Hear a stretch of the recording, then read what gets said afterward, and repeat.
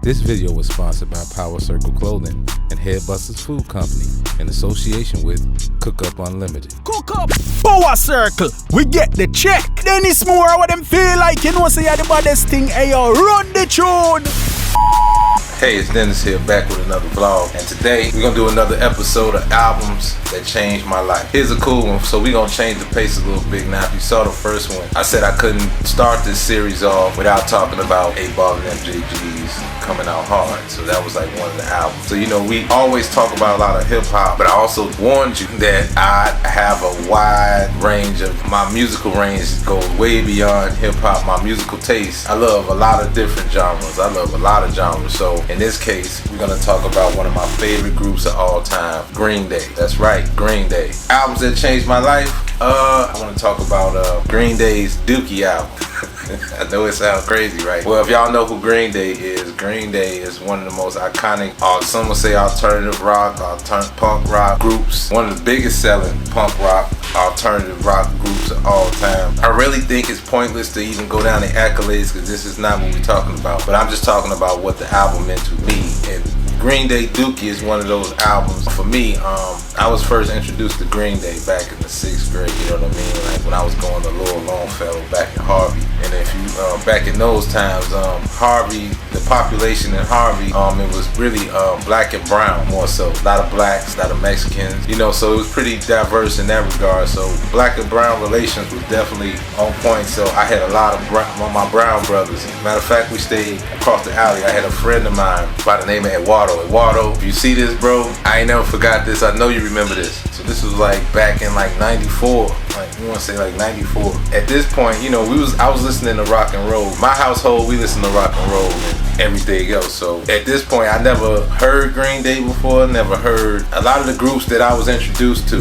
And I give my bro Eduardo so much credit for that, man, because he introduced me to Green Day. So one day we in class, Eduardo was an exceptional drawer.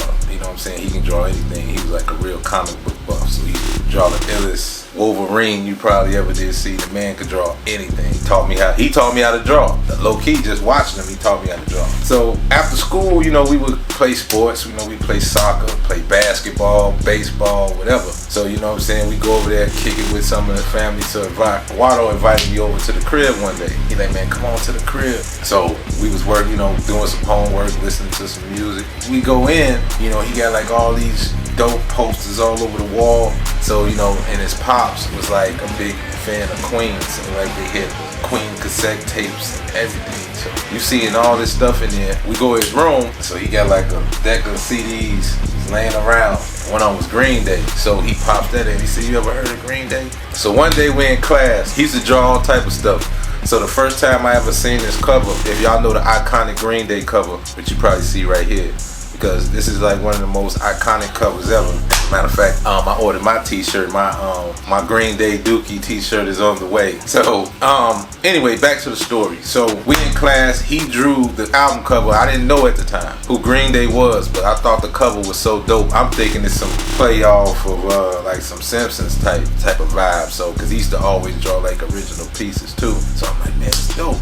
So that's how the whole Green Day story came about. He's like, this is Green Day. He said, come out of crib. So he was playing it, and I remember him playing from the opening track. By the time we got to like Basket Case, even though that was one of the biggest songs on the album, including When I Come Around. I mean, we all know When I Come Around, Basket Case. The whole entire album was a classic, bro, because it's like we played the album so much to the point where we literally played that every day. It was in our rotation. From that point on, I said I gotta get my own copy. So I went to the store, me and Pops, you know, because my Pops is a music head too, so every time we'd go to Sam Goody's, Coconuts, shit, we didn't go to Tower Records, or we'd hit the malls and go to like the little stores inside of there. You know, this is before the FYEs, and you know, you pretty much went anywhere. Circuit City, all that. So, but I'm not sure if Circuit City was around in 94, but around that time, we go to the store. We went to Coconuts. My Pops is going through the hip hop section as usual. So me and him going back and forth checking it out. I waltzes over to the rock section, go grab Green Day Dookie. I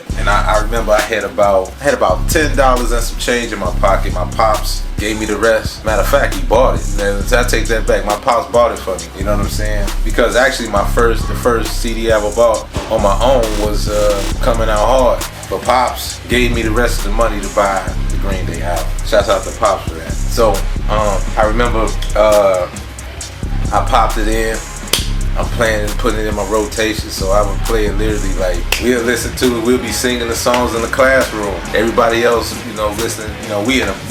I'm in a school where it's predominantly black people for the most. You know what I'm saying? Harvey is predominantly black and Mexican, but the school we went to was both. You know what I'm saying? But we the only ones in the class singing. By the time we got to the opening track, Burnout. I mean, obviously we know Basket Case. We know When I Come Around. We definitely know Longview. So like those are like the three obvious ones off the album everybody should know. But we listened to the album all the way through. Like Burnout, the opening track, Burnout was cold. Burnout was one of our favorites. Basket Case is my all-time favorite. All By Myself, I even like All By Myself, which is the last track. FUD, which is, it's an acronym for FOD, but they call it FUD. Chunk, Welcome to Paradise. I mean, you can literally play this album all the way through. So, that's when I became a fan. Then, which I'll leave in another story we'll talk about more around that time. So around like 94, 95, 96, those times, man, you hear some of the best music ever. Like, so 1994 was great, man. So I'm probably gonna leave it there. I got so many albums that changed my life around those times. We gonna really dig deep with this one, you know what I'm saying? But albums that changed my life in this case, man, Green Day, Dookie was definitely one of the albums that changed my life for sure. Shouts out to Billy Joel, Trey Cool, Mike Dern. Man, I just want to tell you kids, if y'all ever see this, which I doubt, hey, thank you for that album, man. That album was dope. And shouts out to Eduardo for even introducing me to that album. Matter of fact, my good friend Eduardo, he introduced me to a lot of different music, man. So man, we gonna tap in, man. My boy Eduardo, look me up, man. Yeah, Eduardo, if you ever see this, man, look me up, man. That's my boy. We got a lot of catching up to do, man. It's been a long time. I don't think I've seen Eduardo since about 6th grade. That was the last time I seen him. We went to school, grade school, all the way through, from kindergarten to about 6th grade. We went to school together. So, yeah, man, big ups to my boy Eduardo. And that's my time for albums that changed my life. Definitely Green Day, Dookie was definitely one of the albums that changed my life. I think we covered the story time already. I even probably reiterated some stuff. So when we go back to the editing room, we gonna take care of that. That's all the time we have for today. I'm gonna get back to my workout. As y'all can see, I'm in the workout gear. Got my sweat joints on. So I'm about to finish my workout. And I just wanted to tap in real quick. Oh, make sure you like and subscribe. Hit that notification button. We definitely appreciate it. I can't do it without y'all, man. I appreciate y'all, man. Just continue support me and my family. Make sure y'all go ahead, swing on over to Carol Nicole and the family, man. They got episode on top of episode. They drop every Sunday. If you got kids, make sure y'all go to Hannah and Chloe's channel. They also drop every Sunday, just like we drop every Sunday. As a matter of fact, side note, make sure y'all go back to the channel, man, and go check out that top 10 in my opinion. Maybe a few weeks back, I did a vlog on top 10 WWE champions of all time. Now, it was supposed to came out around Royal Rumble. Since then, we hit the Elimination Chamber recently. So I'm just tapping in right now, man, just prepping y'all. So I was looking at the upload and I don't know, I'm not sure. It did come out on time, but it was supposed to come out on a specific day. So I want to apologize to you guys, because we try to be consistent and drop it every single Sunday. So we actually did get the episode out. So I was just noticing, looking at, sometimes you got to check inventory, and I noticed that the video was private, so you can actually go check that out right now. Actually, we got it up right now if you go check it out. So by the time this come out, you probably done checked it out already. As a matter of fact, some of the family members are already checking it out right now. So I just want to, matter of fact, I'm gonna leave a link in, and just so you could check it out. It's got totally nothing to do with the albums that changed my life, but I wouldn't be me if I didn't. We're a family, man. So we gotta talk about, we gotta make our announcements, and we gotta make sure we correct our corrections. So my apologies to that. Nobody pointed it out to me. Noticed it myself. So I try to be the best person I could be when, as far as doing this. This is also new for me. We're gonna ride this journey together, you know what I mean? So again, I appreciate all the love and support. I appreciate the feedback, all the emails, all the artists that's been inquiring about our production. After all, I do the production, hit the behind the scenes music. Y'all know Cook Up is definitely in the building. Shouts out to my team, Cook Up Unlimited. All the background music I pretty much make. You know, y'all seen me do cook-up sessions and things like that. As a matter of fact, just my, you know, I got a little fun thing I do, like, you know, with the first episode, you know, I did one of my renditions where I flip a popular sample off an album.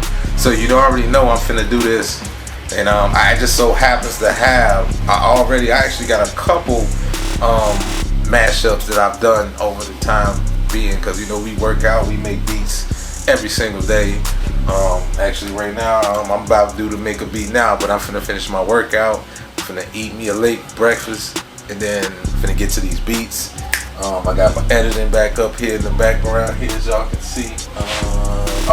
It's an episode. If you go to TFE TV, make sure y'all go to the mothership. Go to TFE TV. We got a lot of cool stuff happening right now. Let me just go ahead and dive into that too as well. You know what I'm saying?